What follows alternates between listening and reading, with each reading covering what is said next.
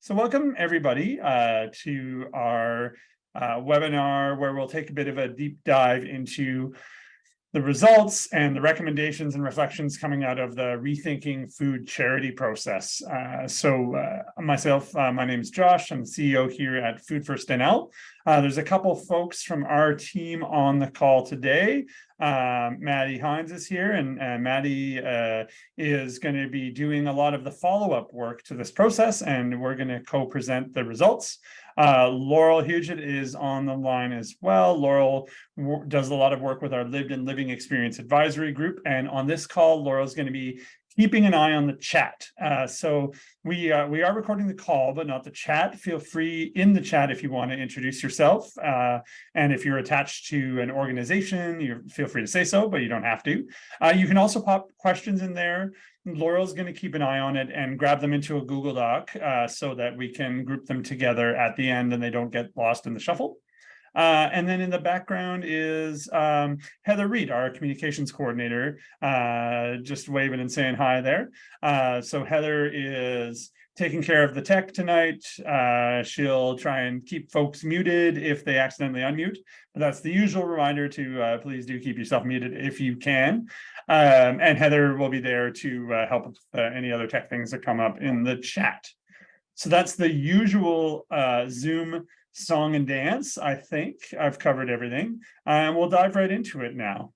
We'll probably have between 45 minutes and an hour of presenting to do. We're going to try and take a fairly deep dive into the recommendations and results of this process with you, and then have about half an hour for discussions. So we'll do some intros. We'll talk through a little bit what the Rethinking Food Charity process itself looked like. We'll talk through in particular the themes and the recommendations, both for the food charity sector, some meal programs, food banks, community organizations like ours and many of yours, but also our recommendations for government and what some of those next steps will look like.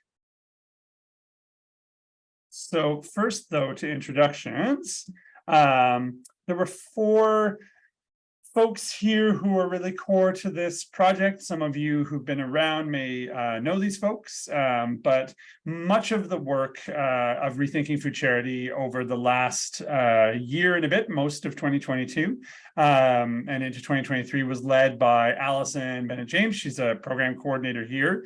Allison has now moved on to a different project, but she's still around, and you'll probably still hear from her a bit, and we'll be picking her brain lots about some of the conversations she was able to lead with folks around this. And then picking up from Allison is Madi, who is on the screen right now. And Madi's going to be leading follow-up work to this over the next year. Heather, who's also on this call, and Laurel, who's also on this call. So Heather took a lead role in pulling the report itself together, as well as many of the other pieces of content that are available on the Rethinking Food Charity website. And Laurel was involved in providing a set of eyes on many of the materials throughout this whole process. I'll also speak to where the resources came from to do all of this, 2 places. So the Department of Health and Community Services with the government of Newfoundland and Labrador provided a significant amount of support to make this process happen. And alongside them, our partners at the Catherine Donnelly Foundation, who are a national foundation, the real focus on anti-poverty work and inclusive education, helped resource in particular the lived experience engagement that was a big part of this work. So that's where the dollars came from. I'm going to hand the floor over to Madi now to talk a little bit about the process. So over to you, Madi. Yeah. And you can just give me a like throw something at me or tell me to advance the slides because I've got them on my screen. Okay, yeah. Well, you can go to the next one. And I'll just say up front that if what I have prepared isn't in depth enough, then you can feel free to jump in and supplement. So Rethinking Food Charity was an 8-month project to re-envision the scope and the role of food charity in Newfoundland and Labrador. The project really aimed to center the voices of people with lived and living experience of food insecurity, including both those who use food programs and those who could but choose not to. So we began the project by conducting an online survey that was targeted at individuals with this lived experience of food insecurity, and we gathered 495 responses from folks across the province. The data that we collected through this survey provided key insights that were used to identify the core topics and shape the next steps for the project. So after this, we continued to engage with folks with lived and living experience by partnering with 10 organizations across the province that work closely with this population. And these partner agencies facilitated 13 focus groups, which ultimately allowed us to gather the experiences and opinions of 78 individuals with a lived experience of food insecurity. And you can go to the next slide. Cool. So we also sought to connect with food program service providers, including volunteers, employees, board members, basically anyone who is connected to us, food banks, meal and snack programs, community freezers, and so on. So to do this, we sent out an online survey to food program service providers at the same time that we released the survey that I previously mentioned for the people with lived and living experience. So in total, we received 63 responses from service providers all across the province. And after analyzing this survey data, we held 5 online, regional, and province-wide focus groups with food program service providers. And these regional conversations included a total of 124 participants, with discussions centering around what service providers felt was working, what needed to change, and what gaps they perceived existed in their system. And you can go to the next one. I think the next one's you. I think you're right. And the one thing I'll add on those pieces is to say the focus groups that we did with people with lived experience, by and large, the people who were running, the organizations who were running those focus groups were not food programs themselves. One thing we were really conscious of was the fact that we didn't want to put people in a position where they might be offering, say, a criticism of a program that they were depending on for their day-to-day food needs. So by and large, what we were doing is reaching out to programs who also serve populations who also might be food insecure. So women's centers, friendship centers, other social service agencies. And what that let us do also was speak to some folks who were experiencing food insecurity, but not connected with a food program, not seeking that kind of support. But I just wanted to frame that out a little bit. And it was really, I think, critical for us to be able to lean on the trust that those partner agencies have built up with their clients, because we're a province-wide agency, but we don't know these folks. And so it was really wonderful to be able to host alongside them. This process then clued up, as some of the folks on this call may have been there at our forum in St. John's. Provincial and national partners were a part of it, with folks from 31 organizations. And so some of the recommendations, if you were there participating in that, a lot of what you'll hear tonight will be familiar. There were preliminary versions of many of these recommendations presented at that summit for feedback, and there's a separate summit summary document online that is available for folks to take a look and take a deep dive into those conversations, which were really rich. The last thing I'll say before I dive into the themes and recommendations of it is that beyond these core structural parts of this process were a lot of conversations on the side, with our team talking to folks around the country who are involved in either in this space or supporting food organizations, trying to wrap our heads around the national context, what the best practices are in the food charity sector. And I think that really did inform this, as did our own experiences. As some of you know, since the beginning of COVID, we were operating a food charity ourselves, the Community Food Helpline. And that was, Madi worked on a lot of that, as did Laurel. And that for us was, I think, a big part of this process was that we were approaching it as an organization who, until quite recently, we were directly operating an on-the-ground service. And so we've been going through this journey alongside lots of our partners, trying to figure out how to do this stuff. So I'll jump in now to some of the themes and the recommendations that emerged from this process. And what we've done with these, and if you've looked at the final report, what this is an aggregation of what we were hearing through all of these pieces. So we looked at what were the core themes emerging from those surveys, from the focus groups, from the discussions. And it actually took some time, but it wasn't too tricky to pull them together into some common themes that we could build this around. There really was a lot of common ground in this process. And I think, Madi, you were the first one to point this out, that there was a lot of common ground actually between what service providers and service users and potential service users were saying in terms of what those key themes would be and the key places for the sector to think about change.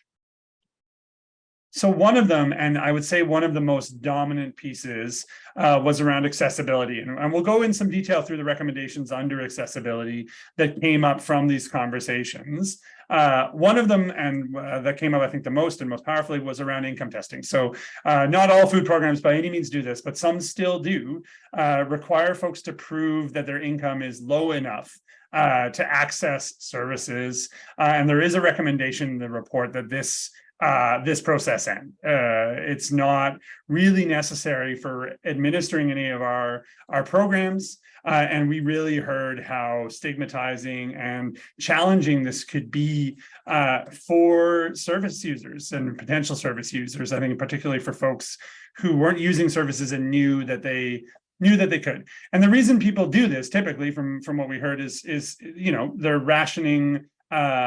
It's used as a way to ration access, because all of our programs are limited in resources. And so to make this change, I think the real question is, how else to ration those resources if we need to ration them, whether that's by limiting visits, appointment slots, those kind of things. But the feeling was that rationing, if you have to ration at all, rationing in those ways is a much more humane and less intrusive way of doing things. And here we had heard a lot from provincial, national partners about some support that they could offer in this journey.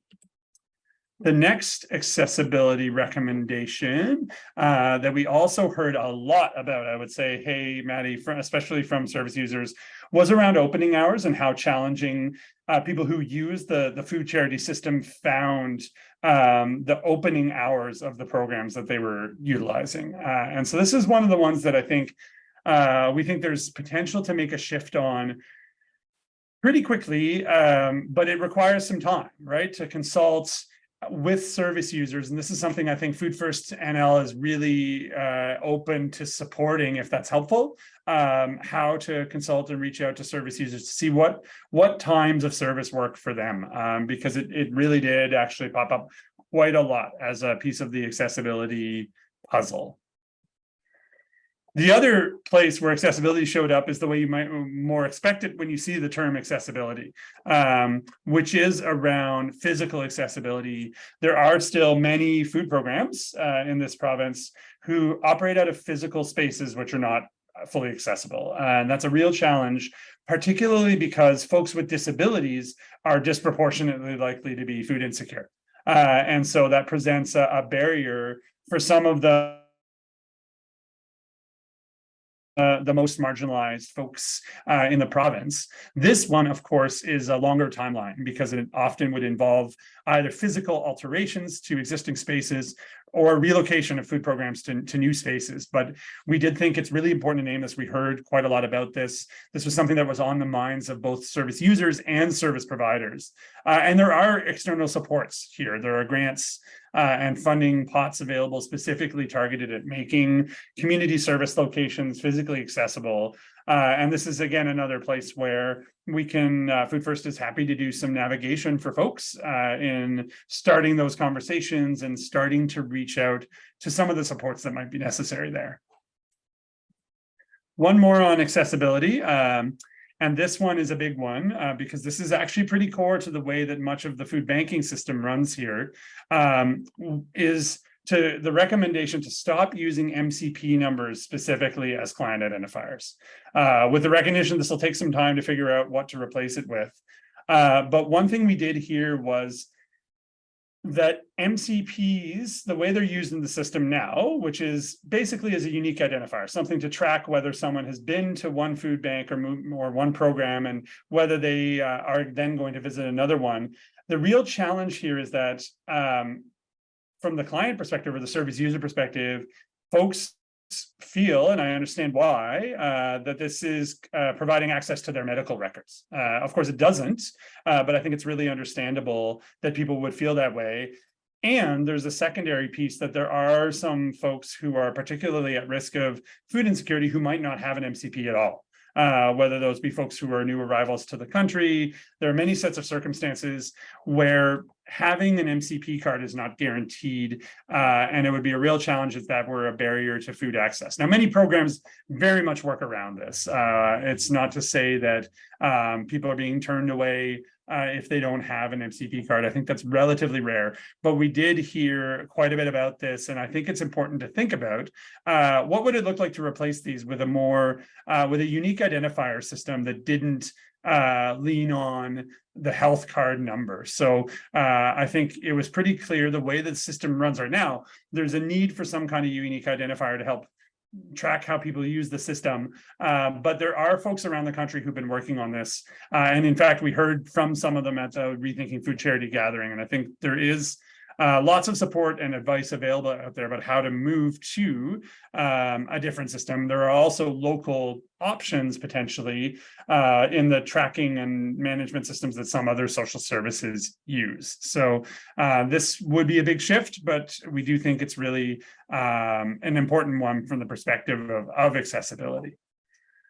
And I think there's one more in this bucket, and then I'll pass over to Madi for the next theme. So the last piece, the last specific recommendation under the accessibility headline here is around service standards. And this is actually something for folks who are in the food banking movement, you've probably heard a bit about, because Food Banks Canada nationally is working on early versions of common service standards. But we really did hear from folks on both food program operators and food program users and non-users about consistency, about having some common expectation around what kind of service and how you'll be treated when you access food charity. And that's where some of these shared service standards can come in. And once again, there is some advice and support that's going to be online from national partners to figure this stuff out. This isn't a tomorrow thing, but it is something that we did hear a lot about, and I think would really change the experience for many service users who are accessing multiple programs in particular and are trying to keep track of the differences between them. So taken together, there's a whole range of recommendations under this accessibility headline, some of which really are things that could happen quickly, some of which are 3, 4, 5 years down the line. But I think this paints a picture of what that could look like. I'm going to hand over now to Madi, who will take you through some of the recommendations under a closely related topic, which is stigma and dignity. Thanks. So people with lived and living experience of food insecurity were also quick to bring up stigmatization as a major barrier within the food charity sector. Folks specifically talked about a fear of judgment from the public if they're seen accessing a food program, especially if food programs are located in highly visible areas, such as a busy intersection or in rural and remote communities. So the stigmatizing impact of having to wait outside to access food, particularly outside in public places, was something that was continually brought up by individuals who use food programs. So we therefore think it is important that food programs establish indoor waiting areas to allow people to wait with warmth, privacy, and dignity wherever possible. This could be accomplished through appointment-based systems. And we believe that this could be implemented feasibly within a year, with planning time to identify indoor waiting spaces or implement appointment systems, as well as additional volunteer and staff time to support these waiting areas or appointment systems. Similar organizations around the country could provide information on where to start and, I guess, the process. Next one. Cool. Yeah, given the significant trauma, vulnerability, and marginalization experienced by individuals who access food programs, it is critical that food program staff and volunteers receive adequate training that allows them to interact with their clients in an appropriate and dignified manner. We recommend that all food program providers complete a common training curriculum that includes elements of trauma-informed practice, stigma reduction, systems navigation, and client confidentiality. And we do understand that developing and implementing such a program would be a significant investment of time and resources, but it would provide clients with a more consistent and supportive experience when they access food programs. This could potentially be accomplished within 3 to 4 years and will require the time of leadership, staff, and volunteers to agree on elements of a common training program, funds for the development and adaptation of a curriculum, or for bringing in training from external partners, in addition to the time needed for all staff and volunteers to participate in the training. So some available supports include existing training from national organizations such as Food Banks Canada and Community Food Centres Canada, who have the Food Banks Transformation Program. And next one. Yeah, so we also heard a lot about choice from service providers and service users alike. Since the COVID-19 pandemic, grocery gift cards have become much more common in the food charity space. And there is much evidence to suggest that they are effective and they allow clients to choose the food that they want and can eat, which is especially important for folks with dietary restrictions. Attempting to provide food hampers that meet many of these restrictions is extremely difficult and often not feasible with the donations that food programs receive. So gift cards can solve this problem.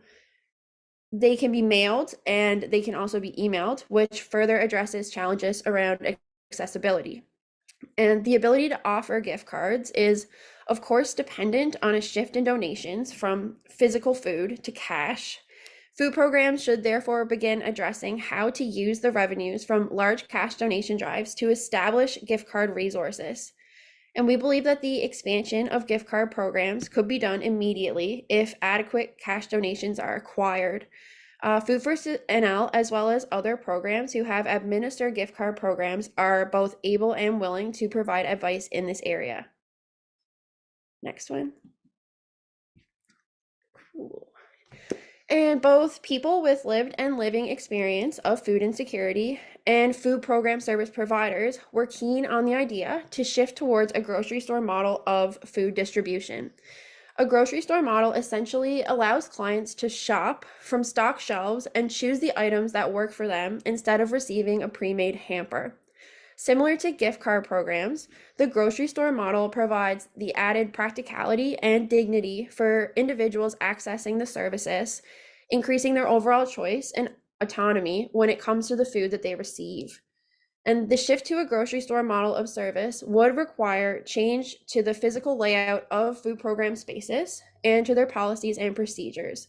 We feel that if food programs are able to leverage their existing resources and models to begin this transition, then it could be successfully implemented within 1 to 3 years. Funding would be needed for renovations or reorganization of existing facilities, as well as for staff and volunteer training. There is also a potential need for additional staff time to further support these changes.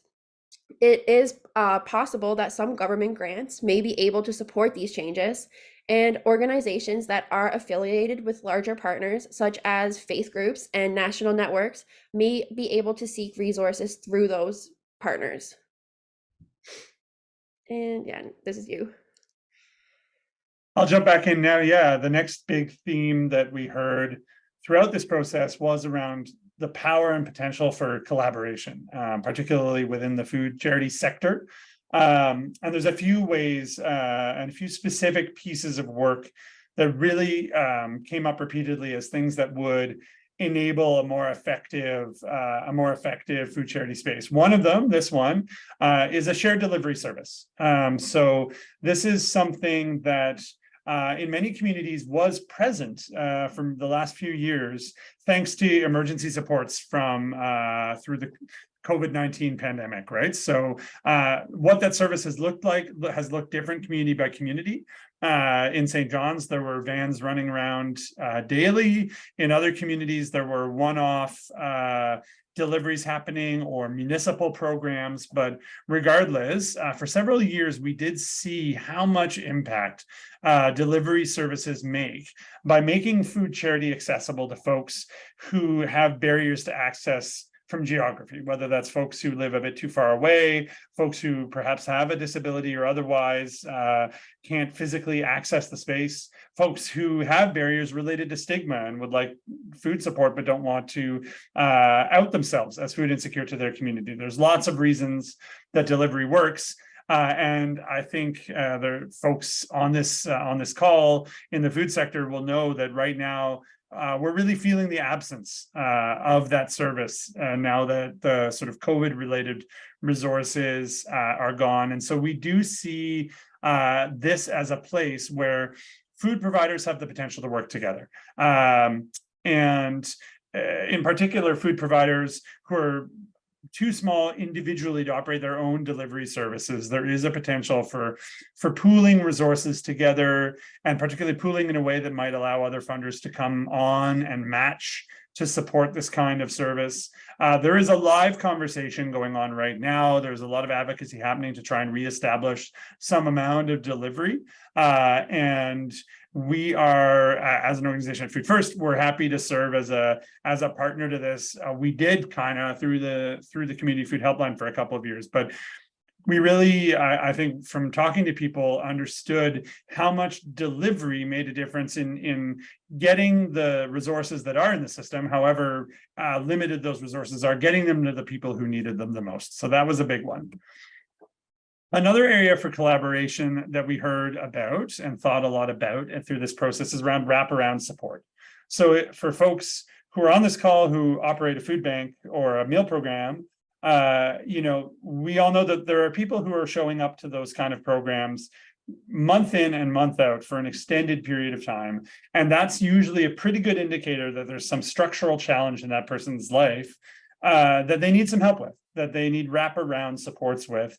But obviously, for many of our programs, there just is not the resources in any of our one shops to maintain the kind of support roles that would be needed. And so here again, I think, and we think there's real potential to expand on some of the collaboration that's already happening between food programs in many areas, to pool resources to support the costs associated with these kind of roles, so that if you do have someone showing up over and over again, that they're getting connected to those supports. And there also may be some government and foundation grants. There are a few options here, but we did hear a lot about this from both service users and service providers for sure.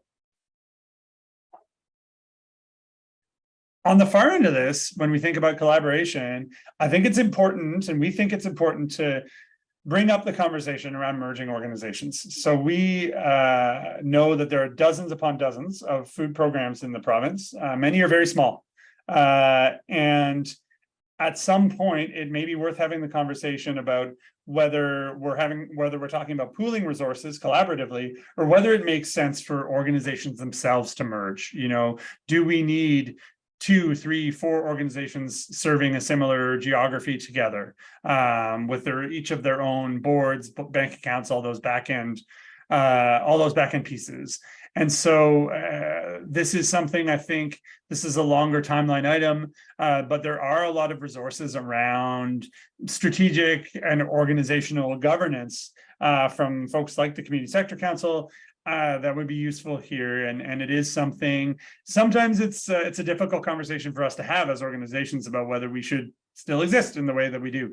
But there may be places where that's the right choice, particularly as we see many organizations struggling to retain particularly leadership volunteers. That's a big challenge.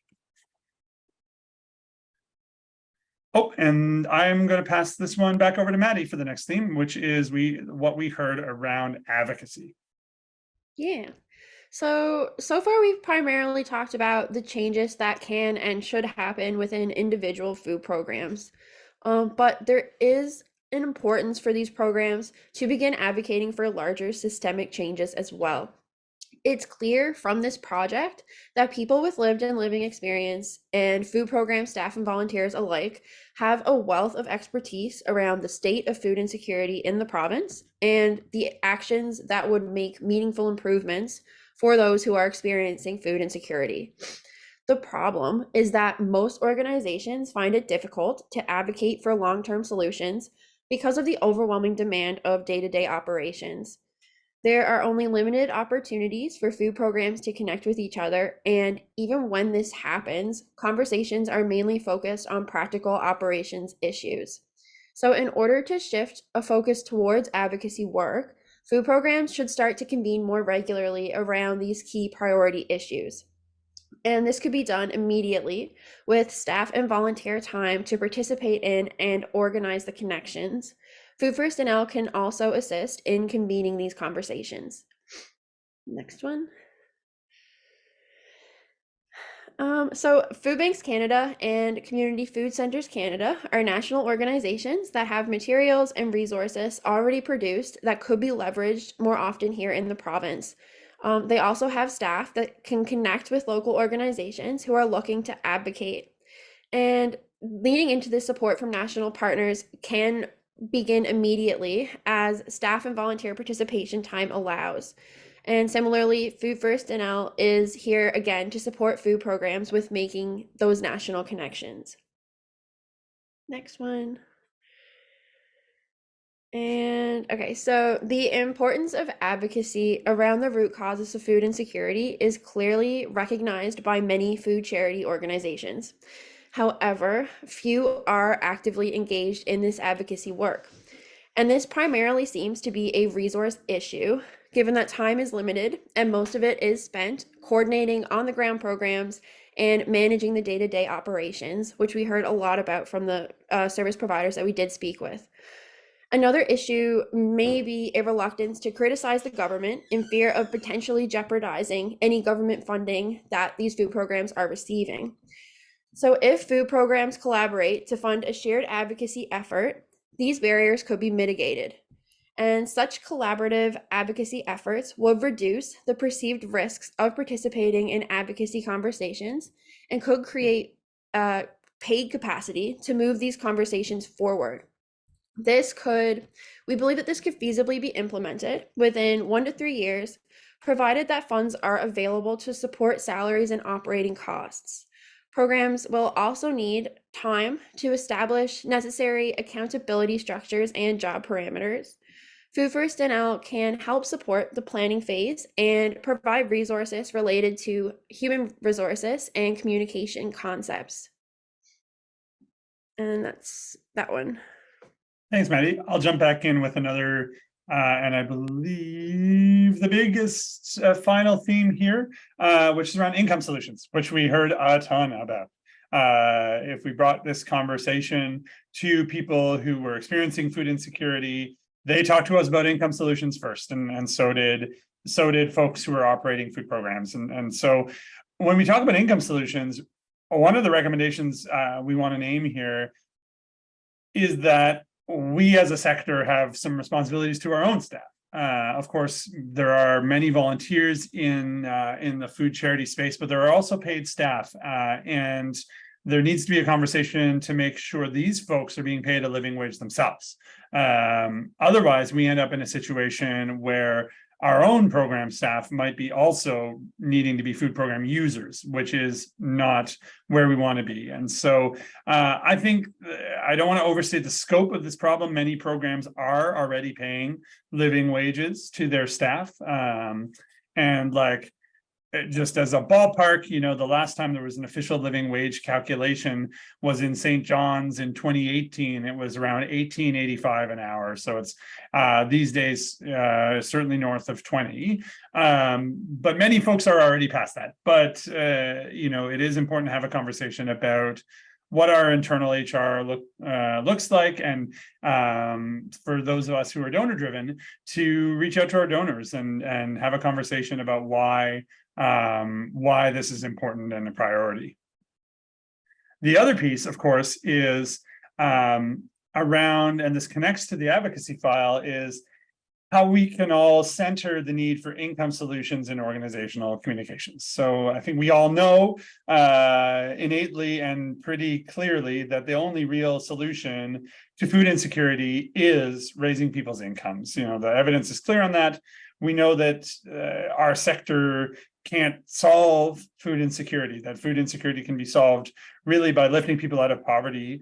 But that message is not always centered in the way that we talk about this issue. And so we wanted to name that here and think about how can we really make it clear in our organizational communications that this is part of it, that our ask is, it's not just to support our organizations materially to keep our programs going, but also to reach out to decision makers and help us do the same thing. The other sort of practical piece on the income solution side, what can our sector, the food sector, do, is join some of the ongoing campaigns and coalitions that are really working on this stuff. So there are many of these, whether it's, for example, Disability Without Poverty, which was a very active and is very active in advocating for the new Canada Disability Benefit, whether that's local, regional, national movements towards things like basic income. There are a number of campaigns and coalitions that are quite active right now who would love to have more food charity organizations within their membership. And so, this takes some time, and particularly for organizations that haven't been doing this kind of thing before, this will require some complicated, perhaps, conversations at the board level to figure out what to endorse. But if this is something that folks are interested in, we can again provide a bit of help from Food First's end in navigating you to what maybe some of those national campaigns are and what participation might look like.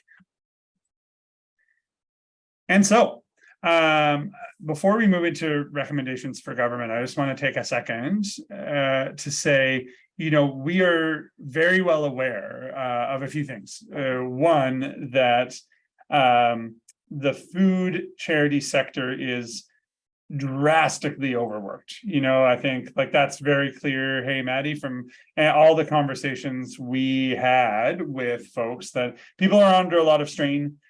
Demand is much higher now than it has been at any time during the pandemic. So folks are really pushing hard to provide the kinds of support that these organizations provide. And so I think it's important to name that this is a challenging time for everyone doing this kind of work. And it's not going to feel like the ideal time to have a conversation about making all these big internal changes. But we were actually really heartened by the fact that when we talked to folks from food programs, they were naming this stuff. They were naming this stuff off just as much as service users were. I think there's a lot of energy, and I think there is some potential here to make the system work as well as it can, and turn up the pressure on decision makers who have control over why the demand is there for the support in the first place. And so that's why this report and this process also produced a number of recommendations for government. And I'm going to walk you through a few of those to give you a sense of what that might look like. The top line recommendation, of course, has to be this one. Government has it within their power to reduce or even eliminate demand for food charity. And that largely comes down to raising people's incomes. And there are some specific structural changes that could do that.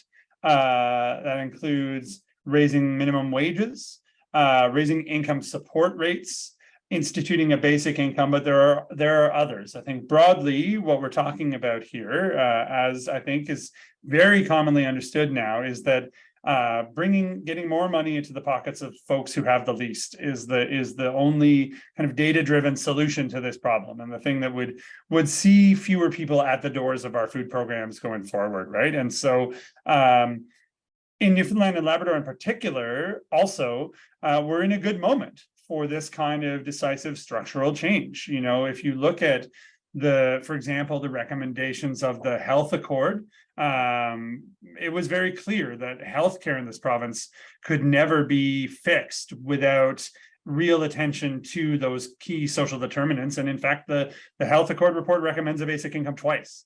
We're just about to have a new social and economic well-being plan released from the provincial government, and to be sure, they've heard a lot about this issue, and we know that both poverty and food security are key pillars within that plan.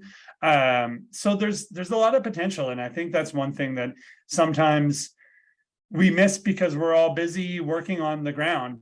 But right now, Newfoundland and Labrador is really considering some of these structural changes in a serious way. These things, and we have an all-party committee on basic income right now. So we do feel like this isn't an empty ask. This is something that could and should happen and needs to happen for any of these other pieces to really make sense and be sustainable long term. Shorter term, though, we do see that government could have a role in enabling some of those transformations within the food charity sector. So, like I said, going into this section, you know, this is a hard time to be making big asks of people to rethink how they're doing their work. And in particular, just thinking about where's the time and resources going to come from to make those transformations, whether it is time to write a new volunteer training manual or money to put a ramp on to make your building accessible. And so one concrete recommendation here is that government create a food charity transformation fund that would support those kind of organizational transformations and changes, and support the kind of collaborative projects, things like delivery services, collaborative advocacy within the food charity sector. And historically, we haven't seen really any government involvement at all in food charity. You know, since food banks were created in the 80s, and they've been driven generally by donations since then. That changed a bit during COVID as governments started to provide emergency aid through that system. I think governments all over Canada are reluctant to get directly involved in flowing resources to food within the food charity system, because governments can see as well how inefficient a way of solving the structural problem that is. But we do see this as a good synergy with government's overall interest in supporting a more efficient and effective community sector. The other place that we see a material role for government is providing some long-term sustaining funding to some of those shared services. One is some kind of shared delivery service. The other one is 211, which for many of us has been a game changer in how ground level social service work works. That there is now a single number that can be called where folks have access 24/7 to a database of services across a range of things, including food security, mental health and addictions, all of these things. You know, this was something that was expanding gradually in other provinces, but hadn't even got to Newfoundland and Labrador until the pandemic accelerated it. And now it's here, but securing the future of that service, making sure it's a permanent part of the support landscape, is another place we could really see a quick intervention from government making a difference to make sure, because we're now starting ourselves, and many of us on this call, I suspect, in designing our own service offerings around having 211 there. And so that only makes sense with a long-term commitment towards sustaining it. The asks for government, though, are not just material ones, right?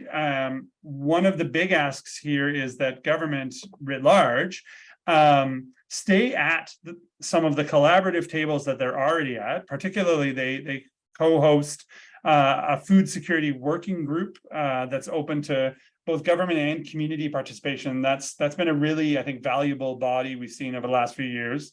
And we're also urging the government folks, really ramp up participation in those national conversations around this.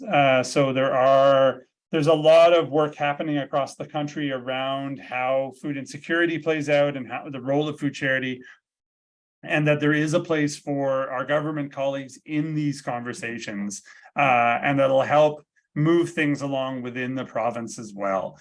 So this isn't just about asking government for money, although that's always a part of it. It is also about asking them to build on something that we've seen happen, to be honest with you, in the past few years, which is that there is a level of open dialogue and partnership that emerged, particularly around the pandemic, that we hadn't seen before, and to build on that and institutionalize it a little bit. So I think that perhaps gives a sense of what this could look like, right? Of a tall order of transformation for the food charity sector, but also of what some of the resources that could be brought to the table to make that transformation a bit easier could look like. We're almost done the talking at you part, and thanks for putting up with me talking at you, especially. I've been yakking for a while here.